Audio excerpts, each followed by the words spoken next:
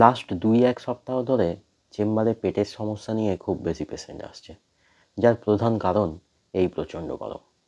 এই গরমের মধ্যে খাওয়া দাওয়ার একটু গোলমাল হলেই রুগীদের পেটের সমস্যা দেখা যাচ্ছে।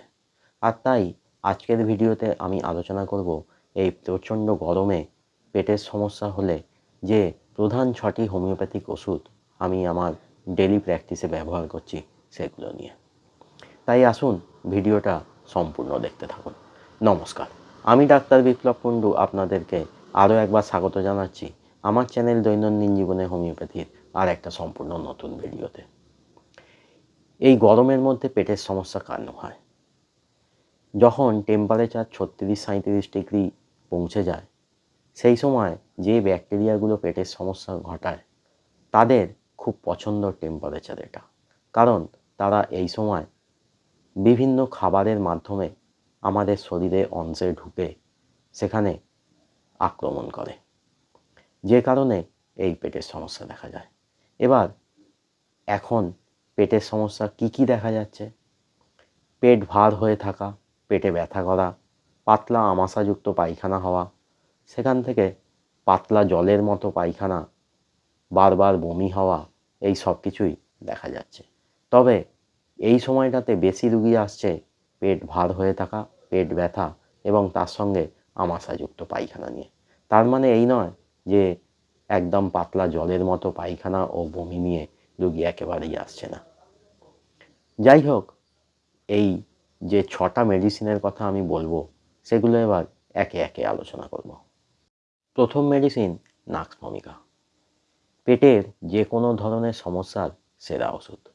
পেট ভার হয়ে থাকা, পেট ব্যথা করা, খিদে না থাকা, পাতলা পায়খানা হওয়া, বমি হওয়া ইত্যাদি, এগুলো যদি একটু বায়ুপাস হলে বা পাতলা পায়খানা হলে বা বমি হলে কমে এবং খাওয়া দাওয়ার পরে যদি কষ্টগুলো বাড়ে, সঙ্গে যদি বাইরের রিচ স্পাইসি খাবার খাওয়ার, তেল ঝাল মশলা জাতীয় চর্বি জাতীয় খাবার খাওয়ার হিস্ট্রি পাওয়া যায়, তাহলে খেতে হবে নাক্স ভমিকা 4টে ডোজ, 30 মিনিট থেকে 3 ঘন্টা ছাড়া প্রয়োজন অনুসারে 1 ফোঁটা করে। দ্বিতীয় মেডিসিন কার্বোভেজ। একই ধরনের সমস্যা, অর্থাৎ পেট ভার হয়ে থাকা, পেট ফেঁপে থাকা, পেটে ব্যথা হওয়া, পাতলা জলের মতো অতিরিক্ত দুর্গন্ধযুক্ত পায়খানা হওয়া। আর এই সমস্ত সমস্যাই যদি শুধুমাত্র ঢেঁকুর তুললে একটু কিছুক্ষণের জন্য কম থাকে, সঙ্গে যদি রুগীর নষ্ট হয়ে যাওয়া কোনো খাবার খাওয়ার হিস্ট্রি পাওয়া যায়, রুগীর যদি জল তেষ্টা খুব বেশি থাকে, রুগী যদি জোরে পাখা চালিয়ে দিয়ে সেই পাখার হাওয়ার মধ্যে থাকতে পছন্দ করে, তাহলে খেতে হবে কার্বোভেজ 4টে ডোজ, 30 মিনিট থেকে 3 ঘন্টা ছাড়া কষ্টের তীব্রতা অনুসারে 1 ফোঁটা করে। তৃতীয় মেডিসিন মার্কসল। পেটের মাঝখানে অর্থাৎ নাভি ও নাভির চারপাশে প্রচণ্ড মোচড় দিয়ে ব্যথা করা, মোচড় দিয়ে ব্যথা করে পায়খানা পাওয়া, পায়খানাটা পাতলা দুর্গন্ধযুক্ত এবং আমাশাযুক্ত হয়, পায়খানা করার পরেও পেটে ব্যথা কমে না। এর সঙ্গে যদি রুগীর জিভটা বড় এবং মোটা হয়, জিভের উপরে যদি সাদা কোটিং থাকে, জিভের চারপাশে দাঁতের ছাপ পড়ে থাকলে, জল তেষ্টা খুব বেশি হলে খেতে হবে মার্কসল 4টে ডোজ, 3 ঘন্টা ছাড়া 1 ফোঁটা করে। চতুর্থ মেডিসিন সিনকোনা অফিসিনালিস বা চায়না। পেট ফেঁপে থাকা, সাদাটে অতিরিক্ত দুর্গন্ধযুক্ত পাতলা ছানা কাটা কাটা পায়খানা হওয়া বা পায়খানার মধ্যে অপাচ্য খাদ্যবস্তু থাকা, রুগীর খুব বেশি দুর্বল হয়ে পড়া, রুগীর পেট মুচড়ে ব্যথা করা, একটু গ্যাস বেরোলেও এই ব্যথা একটুও কমতে চায় না, টাচ করলে বা হালকা প্রেসার দিলে পেটে এই ব্যথা বৃদ্ধি পায়, কিন্তু জোরে চাপ দিলে এই ব্যথা কমে। সঙ্গে যদি রুগীর জিভে থাকে সাদা বা হলুদ কোটিং, জল তেষ্টা যদি খুব বেশি থাকে, যদি মুখটা তেতো হয়ে থাকে, তাহলে খেতে হবে চায়না 4টে ডোজ, 3 ঘন্টা ছাড়া 1 ফোঁটা করে। পঞ্চম মেডিসিন আর্সেনিক অ্যালবাম। বমি, পাতলা পায়খানা ও পেটের যন্ত্রণা একসঙ্গে হয়, অল্প বারে বারে জলের মতো পাতলা অতিরিক্ত দুর্গন্ধযুক্ত পায়খানা হয়, রোগী শারীরিকভাবে প্রচণ্ড দুর্বল হয়ে পড়ে। ফুড পয়জনিং হয়ে বমি, পায়খানা ও পেটের যন্ত্রণা হলে খুব ভালো মেডিসিন এই আর্সেনিক অ্যালবাম। সঙ্গে রোগী মানসিকভাবে রেস্টলেস অবস্থায় থাকে। অল্প অল্প জল বারে বারে খেতে চায়।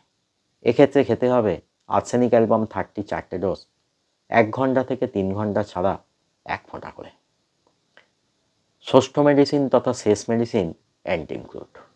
আগের ভিডিওতেই অ্যান্টিমক্রুট সম্পর্কে আমি বিস্তারিত আলোচনা করেছি, তাই এই ভিডিওতে শুধুমাত্র বলবো প্রচণ্ড রোদের তাপে থেকে এবং যদি এই পেটের সমস্যার সঙ্গে জিভে থাকে মোটা সাদা কোটিং, তাহলে অ্যান্টিমক্রুট 30 খেতে হতে পারে। আমি যে 6টা মেডিসিনের কথা বললাম এর মধ্যে থেকেই যে কোনো একটা আপনাকে সম্পূর্ণ সুস্থ করে তুলতে পারে। আবার আপনার লক্ষণ অনুযায়ী অন্য কোনো হোমিওপ্যাথিক মেডিসিনও প্রয়োজন হতে পারে। কিন্তু যেহেতু এখন এই 6টি মেডিসিনই আমি বেশি ব্যবহার করছি, তাই এগুলো সম্পর্কেই আলোচনা করলাম। আর যদি চান এই সমস্যা না হোক, তাহলে বাড়ির হালকা খাবার খান, বাইরের খাবার একেবারেই নয়। তাহলে আজকের ভিডিও আমি এখানেই শেষ করছি। যদি ভিডিওটা প্রয়োজনে লাগে তাহলে অবশ্যই একটা লাইক করে দেবেন, পরিচিতদের সাথে ভিডিওটা শেয়ার করবেন। আর এই ভিডিও সম্পর্কে যদি কোনো প্রশ্ন থাকে তাহলে কমেন্টে জানাবেন, আমি অবশ্যই উত্তর দেবো। আর যারা চ্যানেলে নতুন বা এখনও চ্যানেলটা সাবস্ক্রাইব করেননি, তারা তাড়াতাড়ি চ্যানেলটা সাবস্ক্রাইব করে নিন। আর সাবস্ক্রাইব করার সময় পাশের বেল আইকনটা প্রেস করুন, তাহলেই নতুন ভিডিও এলে আপনারা নোটিফিকেশান পেয়ে যাবেন। সঙ্গে থাকবেন, ভালো থাকবেন, হোমিওপ্যাথির মাধ্যমে সুস্থ থাকবেন। আবার দেখা হবে আর একটা নতুন ভিডিওতে।